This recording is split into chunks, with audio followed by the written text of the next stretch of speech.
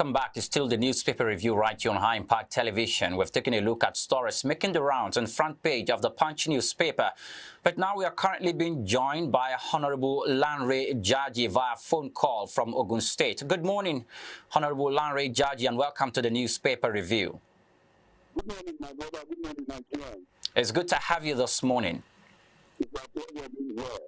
Honorable Lanre Jaji, one of the topics that has been on the front burner of discourse, most especially when it has to do with politicians, government functionaries, and when they are before and after they have been elected into office, is the word accountability. That word will never leave the political space. It will keep on ringing a bell on our ears. What do you understand by political accountability?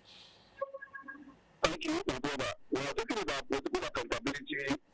We are talking about the stewardship of a particular person that has been given the opportunity either to serve in the executive, the legislative, or the judicial position. Not necessarily, the executive and the legislative position, because they are more electoral, in nature. The judicial is more or less being a law, becoming a lawyer, becoming a judge, or whatever. So political accountability goes and really centers on those people that are elected into political offices to play one particular role. The legislative are supposed to, play the role of making laws, while the executive, are there to really do the main governance, of the real politician itself. Talking about accountability, when somebody is given an opportunity as a governor, you are supposed to be accountable to your people, know what you are supposed to give them at a particular point in time, do a kind of, village square meeting with them, understand them by, filling their pulse and responding to their yearnings, to their needs. You are one way or the other, accountable to them. And if possible, at the end of the day, you want to talk about your stewardship, you want to render, the accounts of your stewardship to them. You are telling them, you are giving them an accounting, process that, we got 550 million naira this is a year. At the end of this year, we're able to construct 320 routes, 345 million routes. We're able to do this in the health sector. We're able to do that in the agriculture. We're able to do this in housing. We're able to do, etc., etc. And that will call political accountability. Okay. You have to be accountable to your people and be able to tell them what you have been doing with their farming given to you. All right. Honorable Lanre Jaji, I like the fact that you have established the concept of the word political accountability and that the politicians or that have been elected into public office were to be accountable to the people that they represent, whether from their constituency, when it has to do with lawmakers, and whether as the governor being responsible to the people in the state or being the president and responsible to everyone in the state. But whilst you were also making your comment, you referred to something called the village square meeting. Let's talk about that. It seems to sound a note that it's the history where accountability came from. Do you want to talk about that? When you talk about a village square meeting, do you mean people in the community have meeting with their prospective or their political leaders in order to communicate to them the needs that is more pressing in the community? Yes, that is what I mean. The legislator, I want to go back to his constituency. I want to, recognize with them. When I was supposed to be elected, I came to my people that I'm going to give you hard-burned water. I'm going to give you, a permanent center in our community where I am now, trying to render my stewardship. I was able to do that within the time frame of 3 years. But I don't know what you think about saying once, that you want me to do for you. Again, village square meeting is very, very important. It's very, very, it's something we call, the governance, being interacting with the government. You have to, the government must interact with the people that are governing, so that they can be able to give you a kind of a feedback mechanism of the way you have been governing them and the more things they feel they needed in their various community, and you as a responsible politician, you must be able to listen to them. It is through that village square meeting that you do that. Not unless you go to the village, you go and start talking to some people, that are practicing something. No. What we are saying is, it should be within, the urban center, so that you bring people who come from different communities, sit down with the governor, sit down with the legislator, work hands together, tell them what you have done, tell them what your intention are to be, and they are even interject you and tell you, no, Mr. Man, we don't want bad water. We already have some good water in there is a very functioning primary center that can be able to, deliver our words when they are going to deliver babies. Those are things that we call, public accountability and village square meeting. Okay, now I know the thing about village square meeting used to take place in the very old time, but currently now in this democratic dispensation, it is now referred to as town hall meetings. We remember vividly when a particular section of the Constitution was in contention and there was need for the review and the reenactment of that particular part of the Constitution. So the lawmakers were told to go back to their constituency to have town hall meetings with their people. Some of these lawmakers didn't have a town hall meeting with their people, so they have no idea the perspective of the people in the community. So they took a decision on behalf of the people, and most of which the decision did not go well with the demands of the people. In cases like this, would you say accountability has been betrayed? Well, it has been defeated. Accountability has been defeated because in a situation where you don't know where it really pinches your people in the legs, then you are not being accountable to them. You are not accessible. They cannot talk to you. They cannot advise you and tell you that as I'm talking to you now with the people of this particular community, this is what we think we needed now at a particular point in time, and it must be given to us. Honorable Jaji, let me interrupt you again. Now, does it exist now, currently as we speak, the way Nigeria is? Do we have accountability in existence in the political space? I'm not seeing it happening so much, but I must confess to you, it happens in some areas. I mean, like I'm talking to you now. Why is it like that? Yes, it's because number one, people that are going to position of authority are not really fully prepared for it. Some money bags will come around and just hijack the political process. The people that are in the leadership, I mean, of the political parties too, are one way or the other, relying on money. They've been so much monetized.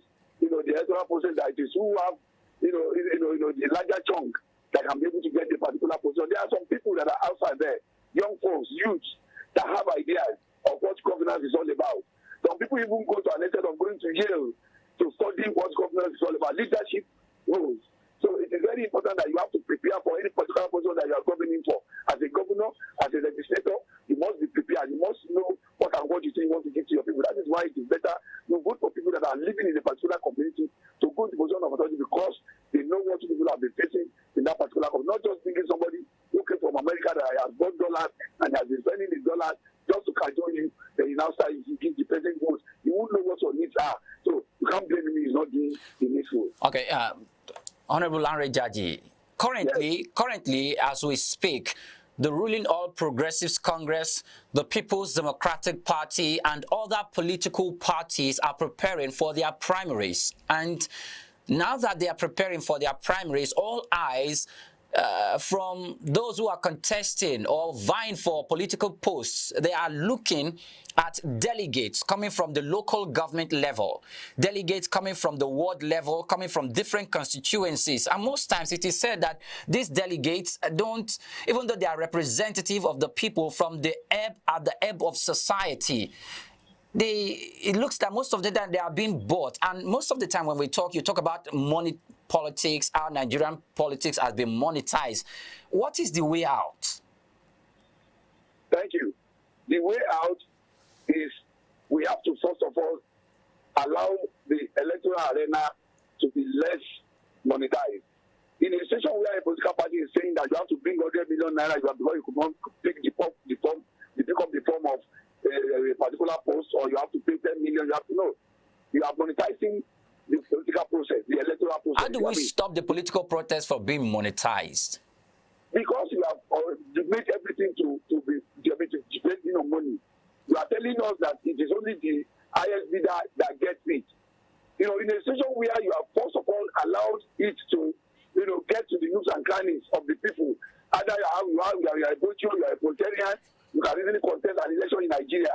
I mean, there is no problem. I mean, I can want to say, okay, yes, I want to become the president of Nigeria because I know my political party is going to sell my nomination and then in form of a expression fee, they want to take it at 20,000 or 30,000. I'm telling you, those money are so ridiculous that you can really even borrow from somebody. If you are a very serious candidate. Are you getting what I'm saying? Okay. It has been so much money. I don't, everything now depends on money. If you don't have money, you cannot go near the electoral process of Nigeria. And in the situations that have done that, the delegates are going to make sure that you are going there to make a lot of money. So you must give us money too, as a part of our own of cake, of the national cake you are going to take there. Give us our own before you go. But in a situation where the money is also there, I mean, they are not giving the forms of interest or whatever, a healthy amount of money. Any delegate, if not given any money to, he should be ready to vote and vote with his conscience. That is it. Honorable Jaji, now let's move away from that. It has some level of connection with our next topic of discussion, and it has to do with the Academic Staff Union of Universities. I'm sure you're aware that lately the 2 months strike that the union embarked on just elapsed some few days ago, and one was thinking we'll be having a new phase or a new phase of relief. Nigerian students were expecting that until they extended or initiated another process of industrial action that should take 12 weeks. As we speak, the Nigerian students are blocking federal routes, including your state. Ogun State is part of the state where we have Nigerian students protesting. How do we find a lasting solution to this? Well, the lasting solution is, I think ASU needs to shift ground. The federal government too needs to shift ground. The federal government cannot be so adamant that I want to say, I'm not going to discuss with ASU. I'm not going to call them to a roundtable meeting. I'm not going to. And ASU must not be too adamant to that until we are called. We can, write a letter to the president that I want to meet you again. For the sake of our children, we need to shift ground. That is why you see some homes getting broken in Nigeria. When the father refuses to listen to the mother, and the mother is heavy, and the father is stubborn, you have a disgruntled home. Okay, Honorable Jaji, Jaji, let me just ask you this last question so that maybe you can wrap it. You can, wrap it up in the next 30 seconds. So we move on. We just discussed about accountability, and it is also worth noting that when we talk about accountability and two parties go into an agreement, it will be accountable for both parties to meet the terms of that agreement. And if these terms of agreement cannot be met because of some reasons, there should be a common ground to resolve that. What about the government being accountable to ASU with regards to meeting the terms of agreement, and ASU on their own part, showing some level of understanding? You got it right. You have just said it. ASU needs to shift ground. The government needs to be sincere. That there was an agreement that was signed, but realistically now, as I'm talking to you now, we cannot be able to get this thing done. Can we do half of it? Can ASU be ready to take half of it? And ASU must be reasonable enough to want to shift grounds. Okay, this is the reality on ground. Okay, let us see what can be done. Let us shift grounds. So they just come to a common ground and they agree. Then our children going back to school. That is the way out. Okay, Honorable Lanre Jaji, as a former member of the legislative chamber at the Ebb of Society, and is still gunning for another political position in 2023. We're grateful for your time this morning on the Newspaper Review. Thank you. God bless you.